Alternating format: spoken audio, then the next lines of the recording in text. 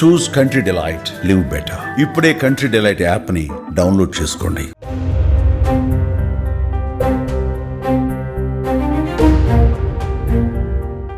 అది 1999 మే 5. మన దేశ సైనికులను 5గురిని బంధించి వారిని అనేక చిత్రహింసలు పెట్టి చంపారు పాకిస్తాన్ సైనికులు.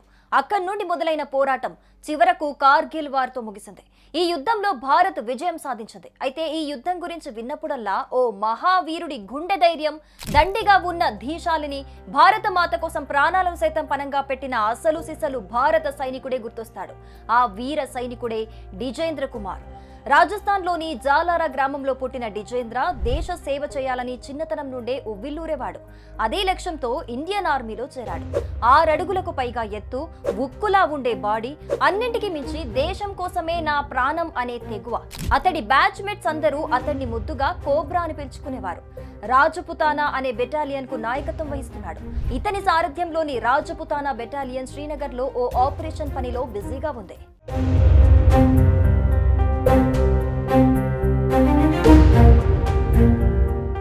అది మే 15. కాశ్మీర్ ప్రాంతమంతా బాంబులతో దద్దరిల్లుతోంది. పాక్ సేన దాడులతో విరుచుకుపడుతోంది. ఇండియన్ ఆర్మీ కూడా దానికి దీటుగానే సమాధానం చెబుతోంది. రోజులు గడుస్తున్న కొద్దీ పాక్ బలగాలు తన స్ట్రాటజీని మార్చుకుంటూ ముందుకు కదులుతున్నాయి. జూన్ 11 నాటికి మొత్తం 11 బాంబింగ్ ట్యాంకర్ల సహాయంతో 15,000 అడుగుల ఎత్తులో ఉన్న ద్రాస్ సెక్టార్లోని 4,590 పాయింట్ను స్వాధీనం చేసుకున్నాయి. భారత సైనిక అధికారులందరూ టెన్షన్లో ఉన్నారు. ద్రాస్ సెక్టార్ ప్రాంతం పాక్ ఆర్మీ చేతుల్లోకి వెళ్లిపోయిందనే టెన్షన్ ప్రతి ఒక్కరి ముఖంలో కనిపిస్తోంది. ఇక లాభం లేదనుకున్న ఇండియన్ అధికారులు అన్ని అస్త్రశస్త్రాలను సిద్ధం చేసుకున్నారు. ఇంతలోనే శ్రీనగర్ లో ఆపరేషన్ కంప్లీట్ చేసుకుని వచ్చిన డిజేంద్రకు ద్రాస్ సెక్టార్ ను తిరిగి స్వాధీనం చేసుకునే బాధ్యతను అప్పచెప్పారు.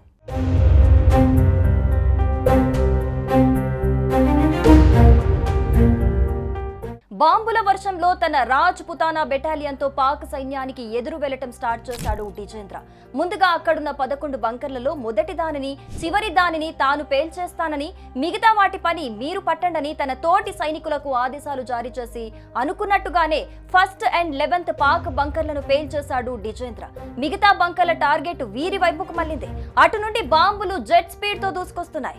ఈ బెటాలియన్ లోని 5గురు సైనికులు శత్రువులకు చిక్కారు. ఈ క్రమంలో శత్రువుల చేతిలో చావటం కంటే ఆత్మహత్య శరణ్యమని భావించిన వారు వారికి వారే పాయింట్ బ్లాంక్ లో గన్ పెట్టి కాల్ చేసుకున్నారు.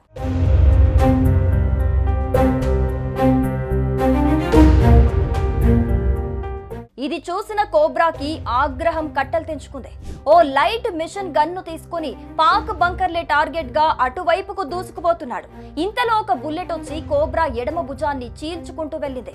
అయినా డిజేంద్ర వెనక్కి తగ్గలేదు. అడుగులో అడుగు వేసుకుంటూ పాక్ బంకర్లనే టార్గెట్ చేసుకుంటూ బుల్లెట్ల వర్షం కురిపిస్తున్నాడు.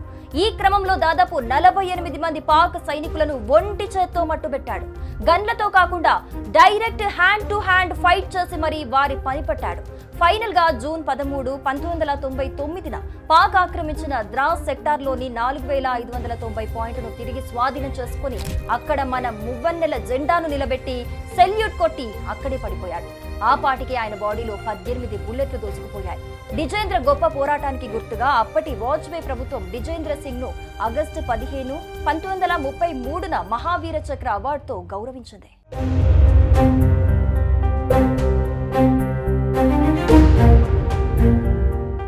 సుమన్ టీవీలో మీ పర్సనల్ అండ్ బిజినెస్ ప్రమోషన్స్ కోసం కింది నెంబర్కి కాంటాక్ట్ చేయండి.